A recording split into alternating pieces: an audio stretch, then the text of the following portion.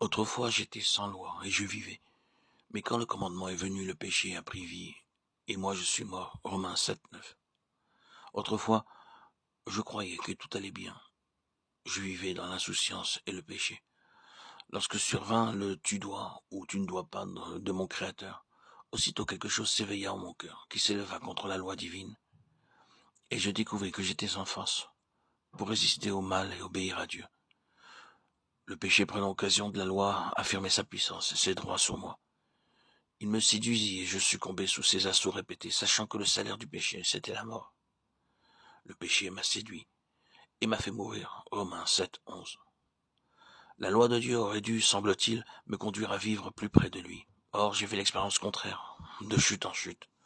Je devins toujours plus vulnérable au péché. Et aujourd'hui, je suis plongé dans l'abîme du désespoir. Ce qui aurait dû me faire vivre m'a fait mourir. La loi est sainte, le commandement saint, juste et bon. Romains 7, 12, 13. Et cependant, il semble que ce soit par le moyen du commandement que le péché atteigne le maximum de gravité. C'est le commandement qui me révèle son abominable domination et l'esclavage où je gémis sans pouvoir le briser. C'est effectivement par la sainteté de la loi que le péché est manifesté comme péché. Quelles sont merveilleuses les voies de Dieu pour révéler le péché à sa créature et son besoin d'un sauveur.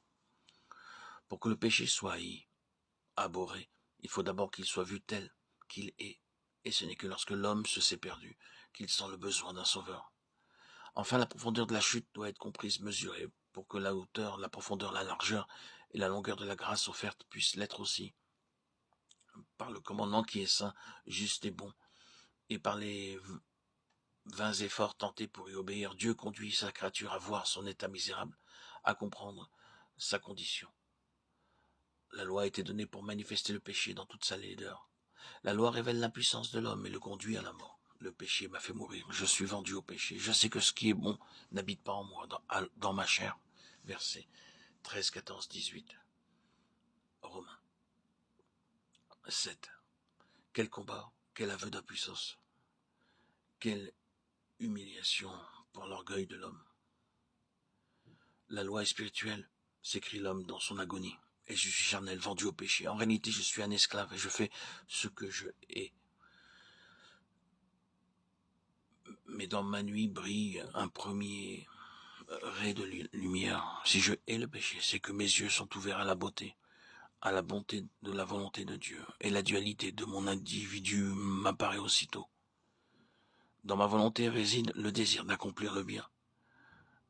Mais je suis sans force pour le faire. Donc, en un certain sens, ce n'est plus moi qui fais le mal, c'est le péché qui habite en moi et me domine. Esclave, je suis esclave. Et quel esclavage est le mien? Mais maintenant, je le sais. Je sais dorénavant que le bien n'habite pas en moi, dans ma chair. Et aucun être sur terre ne me semble plus misérable, plus indigne que moi. Comment pourrais-je encore penser intérieurement ce qu'exprimait le pharisien de la parabole? Je te bénis, ô Dieu, de ce que je ne suis pas comme le reste des hommes. D'autres âmes connurent-elles jamais la puissance de mes chaînes et l'abîme où je me sens mourir? Je ne fais pas le bien que je voudrais faire et je fais le mal que je hais. Le mal est comme lié à moi lorsque je veux faire le bien, car je prends plaisir à la loi de Dieu selon l'homme intérieur. Mais je vois dans mes membres une autre loi qui combat contre celle de mon entendement. Je suis tenu sous la domination du péché. Je suis son esclave.